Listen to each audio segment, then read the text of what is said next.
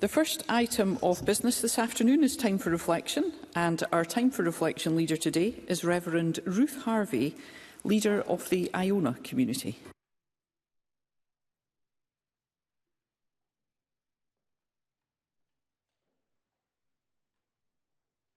Good afternoon, friends. I join you today from the relative peace of the island of Iona. As we look around at our world, however, there can be no doubt that we live in anguished and unsettling times.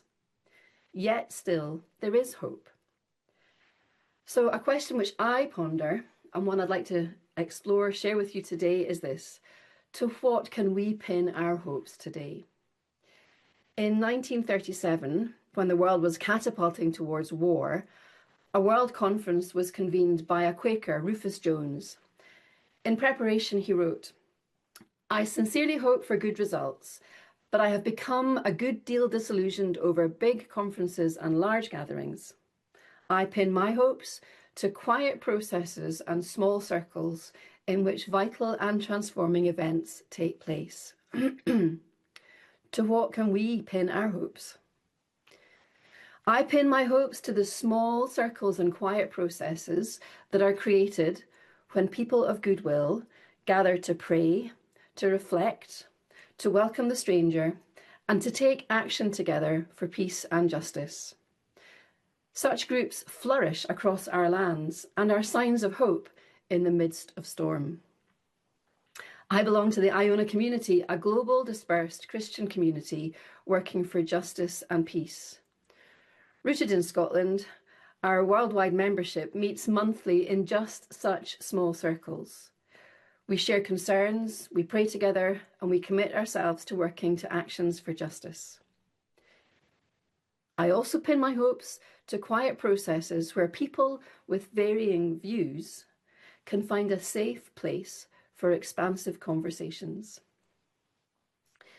I was honoured a few years ago to co-convene on your behalf Scotland's Climate Assembly. The model of citizens' assemblies offers us all a respectful process to hear diverse voices and to understand, while not necessarily agreeing with, those whose views differ from our own. So as we approach local elections, my hope is pinned to the possibility that diametrically opposed views may be heard with respect, that minds and hearts may be changed for good. Notwithstanding the need for passionate chambers and for large gatherings, it may be that where two or three gather in the name of love, that vital and transforming events can take place. Today, at the start of the season of Lent, I pin my hopes to stories of love told in sacred texts.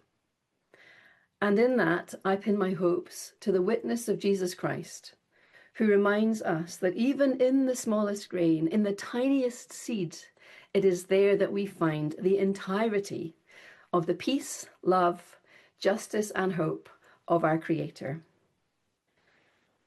So, to what do you pin your hopes?